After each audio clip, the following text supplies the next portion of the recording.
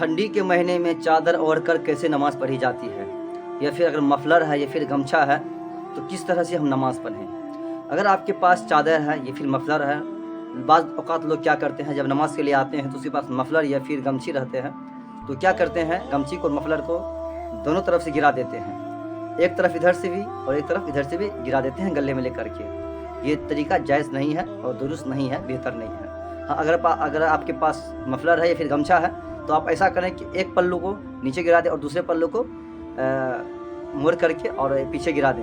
तो ये तरीका जायज़ है, या फिर पीछे से ना हो तो उसको सर में बांध लें अगर ठंडी लग रही हो तो।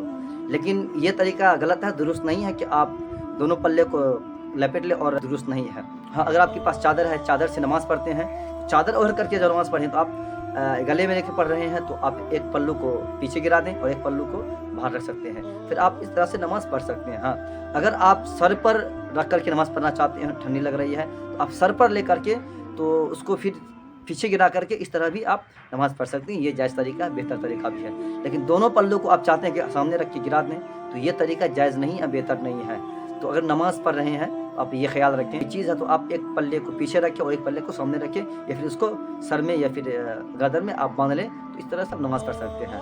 इस तरह गलतियाँ ये भी देखी जाती है कि जब नमाज़ के लिए लोग चादर ओढ़ करके आते हैं और नमाज़ पढ़ते हैं तो अक्सर देखी जाती है कि वो नमाज़ नियत जब बांधते हैं चादर ओढ़ के रहते हैं, जब नियत बांधते हैं तो कानों तक नहीं ले जाते हैं, ऐसे उठा चादर है ऐसे उठाते हैं और आके बांध लेते हैं नीचे।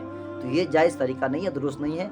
आप चादर ओढ़े हैं तो आप चादर के अंदर में आपका हाथ है तो आप चादर को ऊपर उठा करके आपकी हथेलियाँ दोनों काबे की तरफ रहनी चाहिए, यानी किबला की तरफ। आपकी हथेलियाँ जो है ये हथेलियाँ सामने यानी काबे की तरफ रहनी चाहिए। आपके जो अंगूठे हैं ये कानों की लो से छुआ जाए, ये जायज़ तरीका है। वरना बाज़ औक़ात क्या करते हैं, कम्बल लेकर के आते हैं, फिर चादर लेकर के आते हैं, ऐसे उठाते हैं, ऐसे बस नियत बांध देते हैं। तो ये फिर दुरुस्त तरीका नहीं है, जायज़ तरीका नहीं है। जायज़ तरीका ये है कि आपकी दोनों अंगूठे जो है कान की लो से छूनी चाहिए, और क़िबला की रुख भी आपकी दोनों हथेलियाँ होनी चाहिए। इस तरीके से आपकी हथेलियाँ होनी चाहिए।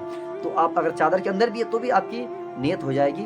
आप उसको उठा करके और कान की लो से छुआ दें और आप अंदर में हाथ, चादर के अंदर में आप हाथ बांध लें, तो ये जायज़ तरीका है।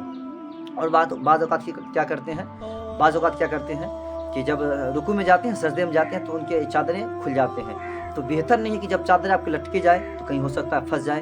अगर चादर आपके लटक जाते हैं तो होता है बाज़ औक़ात क्या कि बैठने के बाद चादर ठगुना से, मतलब जो होता है घुटनों से वो सिमट जाते हैं, उस पर वो दबा जाते हैं, उठने के वक्त तकलीफ़ होती है, दिक्कत होती है।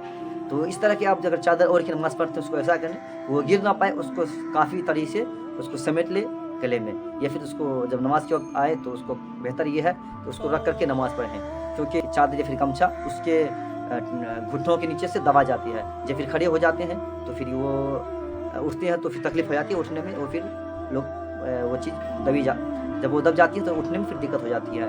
तो बेहतर यह है कि जब आप गमछा या फिर मफलर या फिर ऐसी चीज़ लेकर नमाज़ पढ़ते हैं उसको रख दें। हाँ, अगर ओढ़ के नमाज़ पढ़ना चाहते हैं तो आप ऐसा कीजिए, उसको चारों तरफ से उसको मोड़ करके, और ज़्यादा लटकी ना हो, सीने तक हो, काफ़ी है।